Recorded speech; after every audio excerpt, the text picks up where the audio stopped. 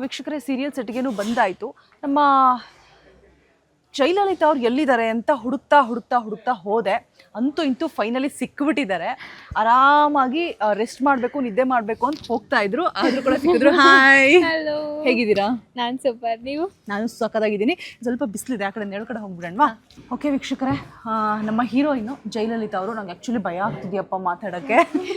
ಯಾಕಂದ್ರೆ ಅಷ್ಟು ರಗ್ಗಡ್ಡು ಅವರು ಸೀರಿಯಲಲ್ಲಿ. ಹೇಗೆ ಇಲ್ಲಿ ಸಾಫ್ಟ್ ಅಂತ ಅನಿಸ್ತಿದ್ದಾರೆ, ನೋಡೋಣ ಹೇಗೆ. ತುಂಬ ಸಾಫ್ಟಾ ಅಥವಾ ಸೀರಿಯಲಲ್ಲಿ ಇರೋ ಥರನೇ ರಗ್ಗಡ್ ಬೇಬಿನ ಹೇಗೆ? ಅಂದರೆ ನಾನು ತುಂಬ ಕ್ಲೋಸ್ ಆಗಿರ್ತೀನಿ, ನಾನು ಅವ್ರ ಜೊತೆ ರಗಡಾಗೆ ಇರ್ತೀನಿ. ಸ್ವಲ್ಪ ನಾನು ಹಂಗಿದ್ರೆ ಕ್ಲೋಸ್ ಆಗಲ್ಲ, ಅಷ್ಟೊಂದೇನಿಲ್ಲ, ಆದರೆ ಸಾಫ್ಟೇನೆ ಓಕೆ ಯೂಶಲಿ. ಓಕೆ, ಇವಾಗ ಅಂತೂ ಇಂತೂ ಆ ಮದುವೆ ಅನ್ನೋ ಕನಸು ನನಸಾಗ್ಬಿಟ್ಟಿದೆ ಲಲಿತಾ ಅವರೇ. ಈಗ ಎಲ್ಲ ಹುಡುಗಿರಿಗೂ ಏನಪ್ಪ ಅಂತ ಹೇಳಿದ್ರೆ, ಮದುವೆ ಅಂದ ತಕ್ಷಣ ಅಯ್ಯೋ ಬೇಡ, ನಾವು ಇನ್ನೂ ಓದಬೇಕು, ನಾವು ಜಾಬ್ ಮಾಡಬೇಕು, ನಮ್ಮ ಕಾಲ ಮೇಲೆ ನಾವು ನಿಲ್ಲಬೇಕು, ಆಮೇಲೆ ಮದುವೆ ಅಂತ ಹೇಳೋ ಥರ ಹುಡುಗಿರು ಒಂದು ಕಡೆ ಆದರೆ, ನಮ್ಮ ಲಲಿತಾ ಥರ, ನಮ್ಮ ಲಲ್ಲು ಥರ ಹುಡುಗಿರು ಕೂಡ ಒಂದಷ್ಟು ಜನ ಇರ್ತಾರೆ, ಹೌದಲ್ಲ? ಏನಕ್ಕೆ ಲಲಿತಂಗೆ ಅದೆಲ್ಲ ಬೇಡ ಅಂದರೆ, ಒಂದೇ ಸರಿ ಒಂದು ಒಳ್ಳೆ ಕುಳ ಇರೋವಂಥ ಹುಡುಗನ ಮದುವೆ ಎಲ್ಲ ಯಾಕೆ? 100% ರೈಟ್ ಶಾರ್ಟ್ ಒಂದೇ. ಓಕೆ, ಒಳ್ಳೆ ಸೆಟಲ್ ಆಗಿರೋ ಹುಡುಗನೇ ಪಟಾಯಿಸ್ಕೊಂಡ್ಬಿಡೋದು. ಇವಾಗ ನೋಡಿ, ಸ್ಟಾರ್ಟಿಂಗಲ್ಲಿ ಅವ್ರಿಗೆ ಇಷ್ಟ ಇರಲಿಲ್ಲ. ಇವಾಗ ನನ್ಗೇನು ಕಮ್ಮಿ ಇದೆ, ನಾನು ಇಷ್ಟು ಚೆನ್ನಾಗಿದ್ದೀನಿ ನೋಡೋದಿಕ್ಕೆ. BA ಪಾಸ್ ಮಾಡ್ಕೊಂಡಿದ್ದೀನಿ. BA ಪಾಸ್ ಮಾಡ್ಕೊಂಡಿದ್ದಾರೆ, ಅದರಲ್ಲೂ ಕಾಪಿ ಹೊಡೆದು ಪಾಸ್ ಮಾಡ್ಕೊಂಡಿದ್ದೀನಿ. ಅಲ್ಲ, BA ಪಾಸ್ ಮಾಡ್ಕೊಂಡಿರೋದನ್ನ ಒಳ್ಳೆ ಇಂಜಿನಿಯರಿಂಗ್ ಮುಗಿಸಿರೋ ಥರ, ಒಳ್ಳೆ IAS ಮುಗಿಸಿರೋ ಥರ ಫೀಲಲ್ಲಿ. ಓಕೆ, BA ಪಾಸ್ ಮಾಡ್ಕೊಂಡಿದ್ದೀನಿ. ಆಮೇಲೆ ಹುಡುಗ ಸಿಕ್ಕಿದ, ಒಳ್ಳೆ ಹುಡುಗ ಸಿಕ್ಕಿದ, ಚೆನ್ನಾಗಿದ್ದಾನೆ, ಹ್ಯಾಂಡ್ಸಮ್ ಆಗಿದ್ದಾನೆ. ಇವಾಗ ಇಷ್ಟ ಆಗಿಲ್ಲ ಅಂದ್ರು ಎಷ್ಟು ಥರ ಇದ್ದಾನೆ ಅಂತ ಹೇಳಿ, ನೀವು ಎಷ್ಟು ಫ್ಯಾನು? ಎಷ್ಟು ಥರ ಇದ್ದಾರೆ. ಸೊ ಇವಾಗ ಇಷ್ಟ ಆಗಲಿಲ್ಲ ಅಂದರೆ ಏನಂತೆ, ಎಲ್ಲ ಒಂದೇ ಸರಿ ಸಿಕ್ಬಿಡ್ಬೇಕು ಅಂತ ಏನಿಲ್ಲ, ನಿಧಾನಕ್ಕೆ ಇಷ್ಟು ಸಿಕ್ಕಿದ್ಮೇಲೆ ಅದು ನಿಧಾನಕ್ಕೆ ತಗೊಳ್ಳೋಣ ಅಂತ ಇವಾಗ ಫುಲ್ ಪಟಾಯಿಸ್ಕೊಬಿಟ್ಟಿದೀನಿ. ನಮ್ಮವರು ನಿಧಾನಕ್ಕೆ ನನಗೆ ಹತ್ರ ಆಗ್ತಾ ಇದ್ದಾರೆ. ಅದು ಏನೇನೋ ಮ್ಯಾಜಿಕ್ ಎಲ್ಲ ಮಾಡಿಬಿಟ್ಟು ನೋಡಿ ಅಷ್ಟು ಹೇಟ್ ಮಾಡ್ತಾ ಇದ್ರು. ಇದೊಂದು ಟಿಪ್ಸ್ ಕೊಡಿ ಲಲಿತಾ ಅವ್ರೆ. ಏನಂತ ಹೇಳಿದ್ರೆ, ಈಗ ಫಾರ್ ಎಕ್ಸಾಂಪಲ್ ಈಗ ಸಾಕಷ್ಟು ಈ ಥರ ಇನ್ಸಿಡೆಂಟ್ಗಳು ನಡೆಯುತ್ತೆ. ಏನಪ್ಪ ಅಂತ ಹೇಳಿದ್ರೆ, ಹುಡುಗಿಗೆ ಇಷ್ಟ ಆಗಿರುತ್ತೆ, ಬಟ್ ಹುಡುಗಂಗೆ ಇಷ್ಟ ಆಗಿರಲ್ಲ, ಬಟ್ ಮನೆಯವ್ರಿಗೆಲ್ರಿಗೂ ಇಷ್ಟ ಆಗ್ಬಿಟ್ಟು ಮದುವೆನೂ ಮಾಡಿಬಿಡ್ತಾರೆ. ಬಟ್ ಹುಡುಗಿನ ಹೇಟ್ ಮಾಡ್ತಾ ಇರ್ತಾರೆ. ಆವಾಗ ಹುಡುಗನ್ನ ಹೋಲಿಸ್ಕೊಳ್ಳೋದಕ್ಕೆ ಏನೇನೆಲ್ಲ ಮಾಡಬೇಕು? ಈಗ ನೀವು ಮಾಡ್ತಾ ಇದ್ರಲ್ಲ ಎಕ್ಸ್ಪೆರಿಮೆಂಟ್ಸು, ಅದನ್ನೆಲ್ಲ ಹೇಳಿ, ಪಾಪ ಹುಡುಗಿರಿಗೆ ಯೂಸ್ ಆಗುತ್ತೆ. ಮೇ ಬಿ ರೇರ್ ಕೇಸಸ್ ಅನ್ಸುತ್ತೆ ಈ ಥರ ಹುಡುಗನ್ನ ಪಟಾಯಿಸ್ಕೊಳ್ಳೋದು. ಅದಕ್ಕೆ ಲಲಿತಾ ಅವ್ರಿಗೆ ಅದಕ್ಕೆ ಏನಿಲ್ಲ ಅಂದರೆ ತಾಳ್ಮೆಯಿಂದ ಇರ್ಬೇಕು. ಇವಾಗ ಹುಡುಗ ಹೆಂಗೆ ಅಂದರೆ, ಹುಡುಗದು ಹುಡುಕ್ಬಾರ್ದು. ನನ್ಗೆ ಇಷ್ಟ ಇಲ್ಲ ಅಂದ ತಕ್ಷಣ ಇವಾಗ ಜೈ ಏನು ಮಾಡಿದ್ರು, ಇಷ್ಟು ದಿನ ಸುಮ್ಮನೆ ಸೈಲೆಂಟ್ ಆಗಿದ್ರು. ಅವ್ರು ನನಗೆ ತೊಂದರೆ ಕೊಡೋದಕ್ಕಾಗಲಿ ಏನಕ್ಕೂ ಬಂದಿಲ್ಲ. ಅವ್ರ ಪಾಡಿಗೆ ಅವಳಿರಲಿ, ನನ್ನ ಪಾಡಿಗೆ ನಾನಿರಲಿ. ಸ್ವಲ್ಪ ದಿನ ಆದಮೇಲೆ ಅವ್ರ ಮುಂದೆ ಚೆನ್ನಾಗಿ ಕಾಣಿಸ್ಕೊಳ್ಳೋದು, ಅವ್ರ ಮನೆಗೆ ಅಡ್ಜಸ್ಟ್ ಆಗೋದು. ಅಂದರೆ ಇದೆಲ್ಲ ಅವ್ರನ್ನ ಇಂಪ್ರೆಸ್ ಮಾಡಬೇಕು ಅಂತ ಮನೆಗೆ ಅಡ್ಜಸ್ಟ್ ಆಗಬಾರ್ದು.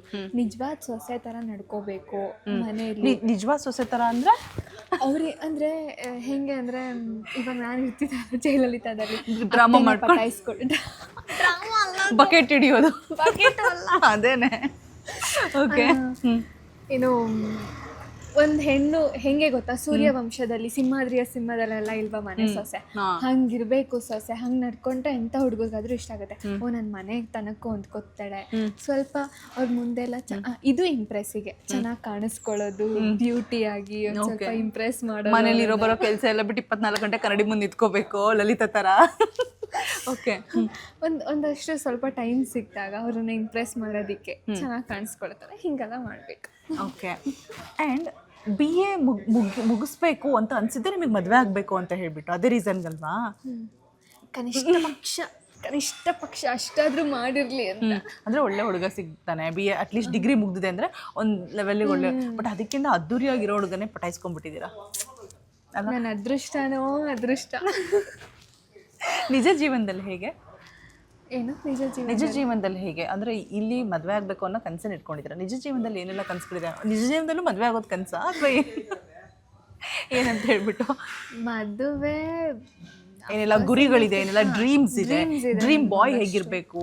ಇವಾಗ ಸೀರಿಯಲಲ್ಲೇನು ಲಲಿತಾ ಅವರು ಎಷ್ಟು ಫ್ಯಾನು? ರಿಯಲ್ ಆಗಿ ಯಾರು ಫ್ಯಾನು? ರಿಯಲ್ ಆಗಿ ನನಗೆ ಇಷ್ಟ. ಸೂಪರ್, ನಾನು ಅಷ್ಟೇ ಇಷ್ಟದಾದ ಫ್ಯಾನ್. ಎಸ್, ಅವ್ರಿಷ್ಟ. ರಿಯಲ್ ಆಗಿ ನನಗೊಂದಷ್ಟು ಗೋಲ್ ಇದೆ. ಅಂದರೆ ಒಂದು ಮದುವೆ ನಾನು ಒಂದು 25 ಇಯರ್ಸಿಗೆ, ಅಂದರೆ ಅಟ್ ಪ್ರೆಸೆಂಟ್ ನನ್ನ ಮೈಂಡ್ ಸೆಟ್ ಇರೋದು ಒಂದು 25 ಇಯರ್ಸ್ 26 ಇಯರ್ಸಿಗೆ ನಾನು ಮದುವೆ ಆಗಬೇಕು ಓಕೆ ಅಂತ.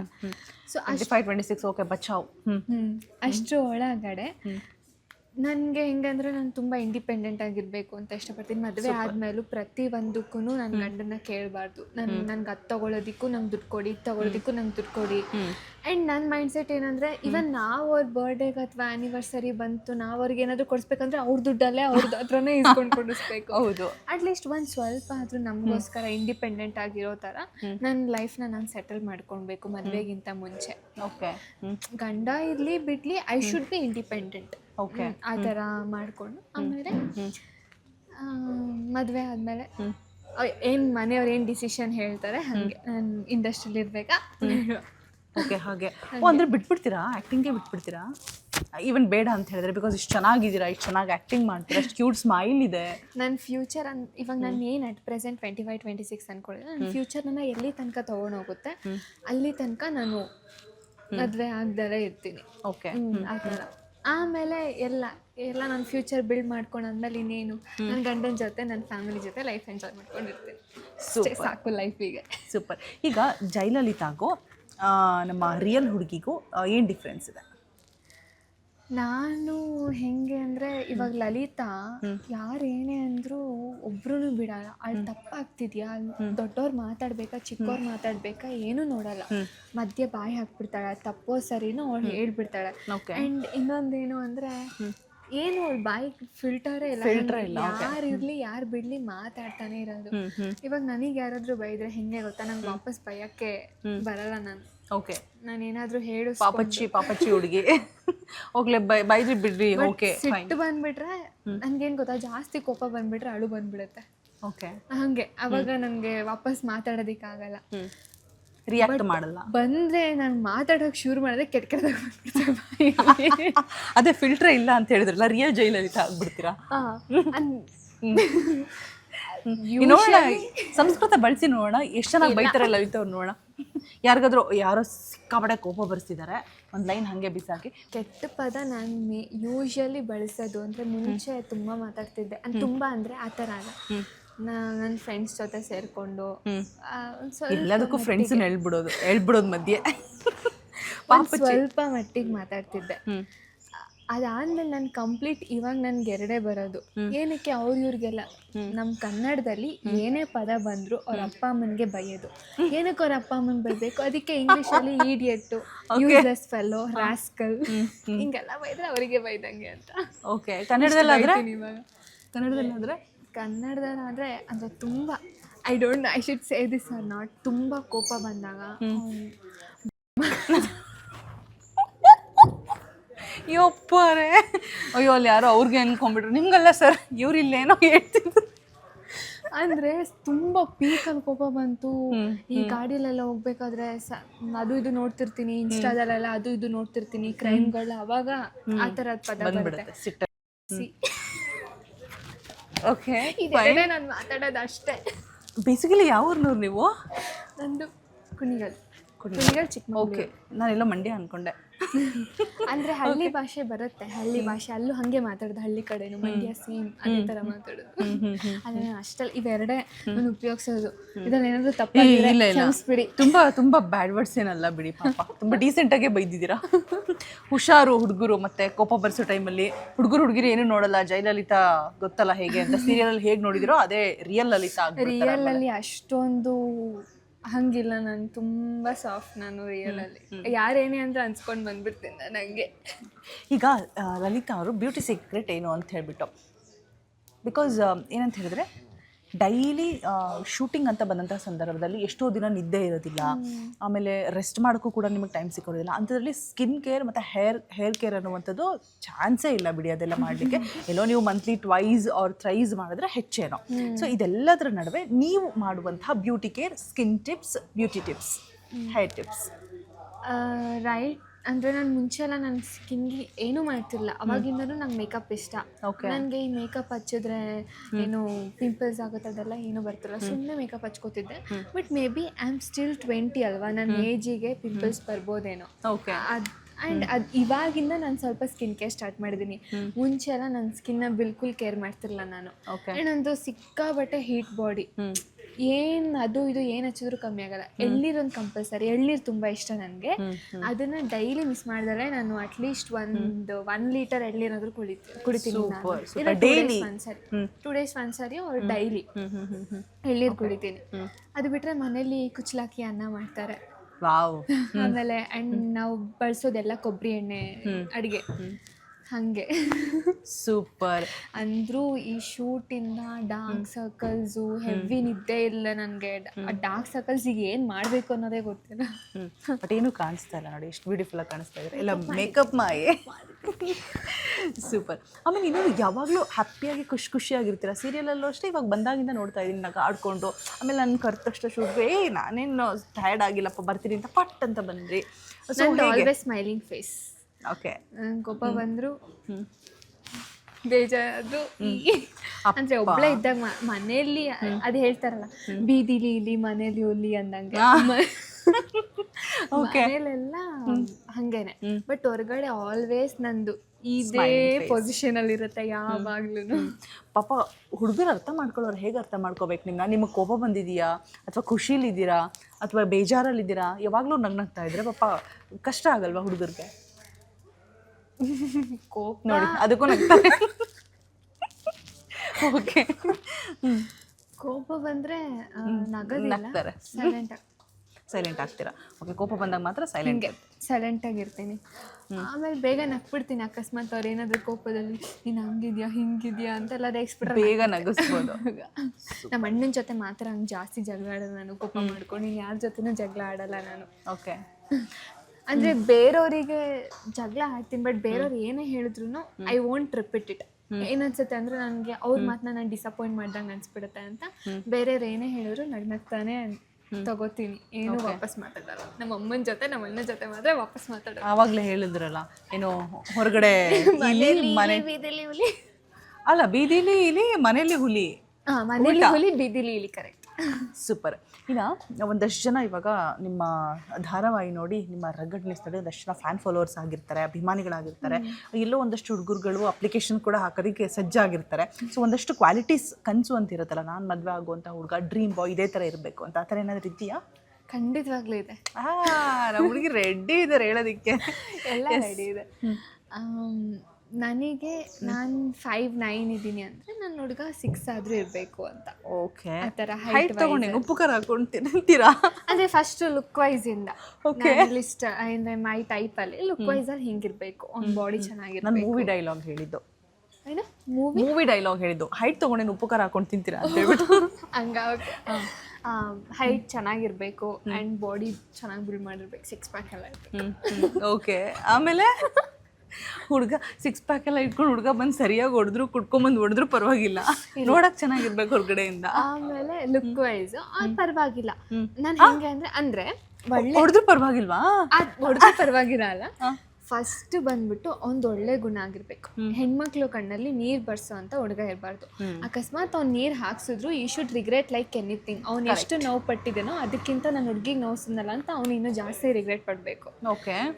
ಏನು ಥೀಮ್ ಅಂದರೆ ಮನೇಲಿ ಹೆಣ್ಮಕ್ಳನ್ನ ಖುಷಿಯಾಗಿ ಇಟ್ಕೊಂಡ್ರೆ ಆ ಮನೆ ತುಂಬ ಚೆನ್ನಾಗಿರತ್ತೆ ಅಂತ ಮೈಂಡ್. 100%. ಸೊ ಅದಕ್ಕೆ ಅವನು ಹೆಂಡತಿಗೆ ನೋವು ಕೊಡಬಾರ್ದು. ಇಷ್ಟನ ಅವ್ನು ಅಷ್ಟು ಫುಲ್ಫಿಲ್ ಮಾಡೋಕ್ಕಾಗಲಿಲ್ಲ ಅಂದರೆ ಇಷ್ಟ ಆದರೂ ಖುಷಿಯಾಗಿರಬೇಕು, ಜಾಸ್ತಿ ಜಗಳ ಮಾಡಬಾರ್ದು. ನಾನು ಹಾಗೆ ಸ್ವಲ್ಪ ನಂದು ಹೀಗೋ ಪ್ರಾಬ್ಲಮ್, ನಾನು ಮಾತಾಡೋಕ್ಕೆ ಹೋಗಲ್ಲ ಜಗಳ ಆಗ್ಬಿಟ್ರೆ. ಆ ಥರ ನಂದು ಎಲ್ಲರ ಹತ್ರ ಅವರೇ ಬಂದು ಸಾರಿ ಕೇಳಬೇಕು. ಅಕಸ್ಮಾತ್ ಆಗಲಿಲ್ವಾ ನಾನೇ ಕೇಳ್ತೀನಿ, ನಾನೇ ಸೋಲ್ತೀನಿ. ನನಗೇನು ಅಂದರೆ ಒಂದು ಲೈನ್ ಇದೆ, ಪ್ರೀತಿಲಿ ಸ್ವಾಭಿಮಾನ ಇರಬಾರ್ದಂತೆ, ಸ್ವಾರ್ಥ ಇರಬೇಕಂತೆ. ರೀ ಭಾಳ ತಿಳ್ಕೊಂಡಿದ್ದೀರಿ ಕಣ್ರಿ ನೀವು ಪ್ರೀತಿ ಬಗ್ಗೆ. ಏನಾದರೂ ಲವ್ ಗಿವಲ್ಲಿ ಇದ್ದೀರಾ ಅಂತ ಹೇಳ್ಬಿಟ್ಟು ನಂಗೆ ಯಾಕೋ ಡೌಟ್ ಹೊಡಿತಾ ಇದೆ. ಅಮ್ಮ ಹೇಳಿರೋದು ಇದು. ಅಮ್ಮ ಓಕೆ. ಪ್ರೀತಿಲಿ ಸ್ವಾರ್ಥ ಇರಬೇಕು, ಸ್ವಾಭಿಮಾನ ಇರಬಾರ್ದಂತೆ. ಏನಕಂದ್ರೆ ಅವ್ರು ನಮ್ಮವರೇ ಅಲ್ವಾ, ಅವ್ರ ಮುಂದೆ ಏನು ನಾವು ಈಗೋ ತೋರಿಸೋದು ಅನ್ನೋ ಥರ. ಸೊ ಹಾಗೆ ನೋವಿಸ್ಬಾರ್ದು, ಚೆನ್ನಾಗಿ ನೋಡ್ಕೋಬೇಕು, ಯಾರ ಹತ್ರನೂ ಬಿಟ್ಕೊಡ್ಬಾರ್ದು. ಆ್ಯಂಡ್ ಈ ಗಂಡ ಹೆಂಡ್ತಿನ ತನ್ನ ಮನೆಯವ್ರ ಮುಂದೆ ಬಿಟ್ಕೊಡ್ಬಾರ್ದು. ಇವಾಗ ಮನೆಯವ್ರಿಗೆ ಆಗ್ತಿರಲ್ಲ ನನ್ ಕಂಡ್ರೆ ಸಪೋರ್ಟ್ ಮಾಡಿ, ಅಪ್ಪ ಅಮ್ಮನಿಗೆ ಅವ್ರ ರಿಲೇಷನಿಗೆ ಸಪೋರ್ಟ್ ಮಾಡಬೇಕು, ಬಟ್ ಹೆಣ್ಮಕ್ಳಿಗೂ ಸಪೋರ್ಟ್ ಮಾಡ್ಬೇಕು. ಏನಂದ್ರೆ ಅವ್ರು ಅಷ್ಟು ಸಂಬಂಧನೇ ಇಲ್ಲದೆ ಇರೋರ ಜೊತೆ ಸಂಬಂಧಿಕರನ್ನೆಲ್ಲ ಬಿಟ್ಟು ಬರ್ಬೇಕಲ್ವಾ, ಸೊ ಅದಕ್ಕೆ ಅವ್ರು ಸಪೋರ್ಟ್ ಮಾಡಿ. ಪಾತ್ರೆ ಎಲ್ಲ ತೊಳಿತೀವಿ ಅವ್ರ ಮನೆ. ಹೌದು, ಸಂಬಂಧನೇ ಇಲ್ಲದೆ ಇರೋರ ಜೊತೆ. ಓಕೆ. ಸೊ ಹಿಂಗೆ ಏನೇ ಇದ್ರೂ ನಮಗೆ ಹೆಲ್ಪ್ ಮಾಡಬೇಕು, ಪ್ರಿಯಾರಿಟಿ ಕೊಡಬೇಕು, ಟೈಮ್ ಕೊಡಬೇಕು. ಬ್ಯುಸಿ ಅಂತೆಲ್ಲ ಹೇಳ್ಬಾರ್ದು. 24 ಗಂಟೆ ಕರೆಕ್ಟ್ ಬ್ಯುಸಿ, ಯಾವಾಗಲೂ ಬ್ಯುಸಿ. ಎನಿ ಟೈಮ್ ಪ್ರಾಣ ಹೋಗ್ತಿದೆ ಅಂದ್ರೂ ಕೂಡ ಕಾಲ್ ಪಿಕ್ ಮಾಡಲೇಬೇಕು. ಎಮರ್ಜೆನ್ಸಿ ಲಿಸ್ಟಲ್ಲಿ ಇಟ್ಕೊಬಿಡ್ಬೇಕು. ಮೀಟಿಂಗಲ್ಲಿದ್ರು ನನ್ನ ಹೆಂಡತಿ ಕಾಲ್ ಮಾಡ್ತಿದ್ದಾಳೆ, ನಾನು ಏನು ಹೇಳೋದು ಗೊತ್ತಾ, ಅಕಸ್ಮಾತ್ ನಮ್ಮ ಅಣ್ಣ ಏನಾದರೂ ಎಮರ್ಜೆನ್ಸಿ ಲಿಸ್ಟಲ್ಲಿ ಇಟ್ಕೋಬೇಕಂತ. ಓಕೆ. ನಮ್ಮ ಅಣ್ಣ ಏನಾದರೂ ಫೋನ್ ಎತ್ತಿಲ್ಲ ಅಂದರೆ ಬೈತೀನಿ. ಸರಿ ಕಣೋ, ನೀನು ಯಾವಾಗಲೂ ನನಗೆ ಫೋನ್ ಎತ್ತಲ್ಲ, ನನಗೇನೋ ಆಗ್ತಿದೆ, ನನಗೆ ಆಕ್ಸಿಡೆಂಟ್ ಆಗಿ ನಾನು ಬಿದೋಗಿದ್ದೀನಿ, ನೀನು ಕಾಲ್ ಮಾಡಿದ್ರು ಅವಾಗಲೂ ಎತ್ತಲ್ವಾ ನೀನು? ಅಮ್ಮ ದೇವ್ರೆ, ಈ ರೀತಿ ಎಲ್ಲ ನೀವು ಆಮೇಲೆ ನಿಜವಾಗ್ಲೂ ಆಕ್ಸಿಡೆಂಟ್ ಆದರೂ ಆಮೇಲೆ ಕಾಲ್ ಪಿಕ್ ಮಾಡಲ್ಲ ನೋಡಿ. ಹೋಯ್ತು. ಓಕೆ. ಎಮರ್ಜೆನ್ಸಿ ಎತ್ತಬೇಕು ಅದಕ್ಕೆ ಕಾಲು ಅಂತ. ಸೂಪರ್. ಹಿಂಗೆ ಬ್ಯುಸಿ ಇರುವಾಗ ಇನ್ಫಾರ್ಮ್ ಮಾಡ್ಬೇಕು, ನಾನು ಬ್ಯುಸಿ ಇದ್ದೀನಿ ಅಂತ. ಇಷ್ಟೆಲ್ಲ ಗುಣ ಅವನಿಗಿದ್ರೆ ನಾನು ಮದುವೆ ಆಗ್ತೀನಿ. ಅವ್ನು ಅಕಸ್ಮಾತ್ ಚೆನ್ನಾಗಿಲ್ಲ, ನಾನು ಹೇಳಿರೋ ಥರ ಜಿಮ್ ಎಲ್ಲ ಇಲ್ಲ ಅಂದರೆ ಪರವಾಗಿಲ್ಲ, ನಾನು ನಿನ್ನನ್ನು ತಯಾರು ಮಾಡ್ತೀನಿ. ಓ ಮೈ ಗಾಡ್. ಹೊಡೆದು ಬಡ್ದು ಗುಣ ಇದ್ರೆ ಸಾಕು ಅಷ್ಟೇ. ಸೂಪರ್. ಅವನ್ನ ನಾನು ರೆಡಿ ಮಾಡ್ತೀನಿ. ಒಂದು ಸಾಂಗ್ ಆಡಿ ನಿಮ್ಮ ಡ್ರೀಮ್ ಬಾಯ್ಗೋಸ್ಕರ, ನಿಮ್ಮ ಫೇವ್ರೆಟ್ ಸಾಂಗ್, ಎನಿ ಸಾಂಗ್. ಅಯ್ಯೋ, ನಂಗೆ ಸಡನ್ ಆಗಿ ದಾದಾ ಸಾಂಗ್ ಆದ್ರೂ ಪರವಾಗಿಲ್ಲ. ಸೂರ್ಯವಂಶದ ಸಾಂಗ್ ಸೂರ್ಯವಂಶ ಮೂವಿ ಬಗ್ಗೆ ಹೇಳ್ತಾ ಇದ್ರಲ್ಲ, ಅದ್ರದ್ದೇ ಯಜಮಾನ ನಿನಗಿಂತಲೂ ಸಿರಿಯೇನ. ಸೂಪರ್ ರೀ ನೀವು. ಆ್ಯಂಡ್ ಫೈನಲಿ ಈಗ ಕಿರಿತೆರೆ ಬಿಗ್ ಸ್ಕ್ರೀನ್ ಸ್ಮಾಲ್ ಸ್ಕ್ರೀನ್ ಅಂತ ಬಂದಂತಹ ಸಂದರ್ಭದಲ್ಲಿ ಇವಾಗ ಏನಂತ ಹೇಳಿದ್ರೆ ಥಿಯೇಟ್ರಿಗೆ ಬಂದು ಸಿನಿಮಾ ನೋಡೋರ ಸಂಖ್ಯೆ ಕಮ್ಮಿ ಆಗಿದೆ. ಅದೆಲ್ಲವೂ ಕೂಡ ಪ್ಲಸ್ ಅಂತ ನಾನು ಹೇಳಕ್ಕೆ ಹೋಗಲ್ಲ. ಬಿಕಾಸ್ ಅತಿ ಬೇಗ ನೀವು ಸಿನಿಮಾ ಹೀರೋಯಿನ್ಸ್ಗಿಂತ ಬೇಗ ನೀವು ರೀಚ್ ಆಗಿಬಿಡ್ತೀರಾ. ಎಲ್ರಿಗೂ ಕೂಡ ಒಂದು ರೀತಿಯಾಗಿ ಹೇಗೆ ಟ್ರೀಟ್ ಮಾಡ್ತಾರೆ ಅಂದರೆ ನಮ್ಮ ಮನೆ ಮಗಳು, ನಮ್ಮ ಮನೆ ಮಗ ಅನ್ನೋ ಥರ ಟ್ರೀಟ್ ಮಾಡ್ತಾರೆ. ಸೊ ಅದು ಎಷ್ಟು ಖುಷಿ ಕೊಡುತ್ತೆ. ಸಿನಿಮಾಗೆ ಹೋಗುವಂತಹ ಒಂದು ಆಸೆ ಕನಸುಗಳಿದೆಯಾ, ಅಥವಾ ಸಾಕು ಇದರಲ್ಲಿ ತೃಪ್ತಿ ಇದೆ ಅನ್ನೋದಿದೆಯಾ? ನಂದು ಮೇನ್ ಗೋಲೇ ಸಿನಿಮಾ ಮಾಡಬೇಕು ಅಂತ. ಓಕೆ. ಆ್ಯಂಡ್ ನಾನು ಬಂದಿದ್ದು ಸಿನಿಮಾಯಿಂದನೇ. ನಾನು ಫಸ್ಟ್ ಇಂಡಸ್ಟ್ರಿ ಕಾಲಿಟ್ಟಿದ್ದು ವಿದ್ಯಾರ್ಥಿನಿಯರೇ ಅಂತ ಸಿನಿಮಾದಿಂದ. ಓಕೆ. ಆ್ಯಂಡ್ ಅದಾದಮೇಲೆ ಸೀರಿಯಲ್ ಸಿಕ್ತು. ಓಕೆ, ಸೀರಿಯಲ್ಲು ಮಾಡೋಣ, ಅದ್ರ ಎಕ್ಸ್ಪೀರಿಯನ್ಸು ಆಗಲಿ ಅಂತ ನಾನು ಸೀರಿಯಲ್ ಸೇರಿಕೊಂಡೆ. ಸೀರಿಯಲಲ್ಲೂ ಅಷ್ಟೇ, ಅಂದರೆ ನಾವು ಕರ್ನಾಟಕ ಬಿಟ್ಟು ಆಚೆ ಸೀರಿಯಲ್ಲು ಒಂದು ಕರ್ನಾಟಕಕ್ಕೆ ಸೂಕ್ತವಾಗಿರುತ್ತೆ. ನಮ್ಮನ್ನು ಆಚೆ ಯಾರೂ ಗುರುತಿಸಲ್ಲ. ಆದರೂ ಕರ್ನಾಟಕದಲ್ಲಿ ಏನು ಜನ ಕಮ್ಮಿ ಇದ್ದಾರೆ, ಅಷ್ಟು ಜನರು ಪ್ರೀತಿ ಸಿಕ್ಕಿದ್ರೆ ಸಾಕಲ್ವಾ. ಸೊ ನಾನು ಎಲ್ಲೇ ಹೋದ್ರೂ ಈಗಲೂ ನನಗೂ ಚಿಕ್ಕ ಮಗು ಬಂದು ಕೇಳಿದ್ರು ನಂಗೆ ಖುಷಿ ಆಗುತ್ತೆ. ನನ್ನನ್ನು ಇಷ್ಟಪಟ್ಟು ನೋಡ್ತಾ ಇದ್ದಾರೆ ಅಲ್ವಾ. ಆಮೇಲೆ ಒಂದಷ್ಟು ಜನ ಬೆಂಗಳೂರಲ್ಲೂ ನಾನು ಅನ್ಕೋತಿರ್ತೀನಿ, ಬೆಂಗಳೂರು ಬಂದು ಒಂದು ಬ್ಯುಸಿ ಏರಿಯಾ ಅದು ಬೆಂಗಳೂರು ಇಡೀ, ಅದರಲ್ಲೂ ಯಾರು ನನ್ನ ಸೀರಿಯಲ್ ನೋಡ್ತಾರೆ ಅಂತ. ತುಂಬ ಜನ ನೋಡ್ತಾರೆ ಜಿಯೋ ಹಾಟ್ಸ್ಟಾರಲ್ಲಿ. ಮೇಡಮ್, ನಾನು ಸೀರಿಯಲ್ ನೋಡ್ತೀನಿ ಜಿಯೋ ಹಾಟ್ಸ್ಟಾರಲ್ಲಿ, ನಂಗೆ ಟೈಮ್ ಇರಲ್ಲ, ಬಟ್ ನಾನು ಮನೆಗೆ ಹೋದ್ಮೇಲೆ ಜಿಯೋ ಹಾಟ್ಸ್ಟಾರಲ್ಲಿ ನೋಡ್ತೀನಿ. ತುಂಬ ಚೆನ್ನಾಗಿ ಮಾಡ್ತೀರಾ ನೀವು, ನೋಡೋಕ್ಕೂ ತುಂಬ ಚೆನ್ನಾಗಿದ್ದೀರಾ, ಸಖತ್ತಾಗಿ ಮಾತಾಡ್ತೀರಾ ನೀವು ಅಂತ ತುಂಬ ಜನ ಬಂದು ಹೇಳಿದ್ದಾರೆ ನನಗೆ. ಎಷ್ಟು ಖುಷಿ ಕೊಡುತ್ತೆ ಅಂದರೆ ನಾವು ಮಾಡಿರೋ ಕೆಲಸಕ್ಕೂ ಸಾರ್ಥಕ ಆಯಿತು ಅಂತ ಅನಿಸುತ್ತೆ ಅವಾಗ. 100%. ನಿಮ್ಮ ಈ ಒಂದು ಎಕ್ಸೈಟ್ಮೆಂಟ್, ಆ ಒಂದು ಉತ್ಸಾಹ ಎರಡೂ ಕೂಡ ಹೀಗೆ ಇರಲಿ. ಇನ್ನೂ ಒಳ್ಳೊಳ್ಳೆ ಅತ್ಯದ್ಭುತವಾದಂತಹ ಸೀರಿಯಲ್ಸ್ ಆ್ಯಂಡ್ ಸಿನಿಮಾ ನಿಮ್ಮ ಪಾಲಿಗೆ ಸಿಗಲಿ ಅಂತ ಹೇಳ್ತಾ, and thank you so much ನಮ್ಮ ಸುವರ್ಣ ನ್ಯೂಸ್ ಡಿಜಿಟಲ್ ಜೊತೆ ಇಷ್ಟೊತ್ತು ನಿಮ್ಮ ಅಮೂಲ್ಯವಾದ ಸಮಯವನ್ನು ಕಳೆದಿದ್ದಕ್ಕೆ. So much. Thank you. Bye.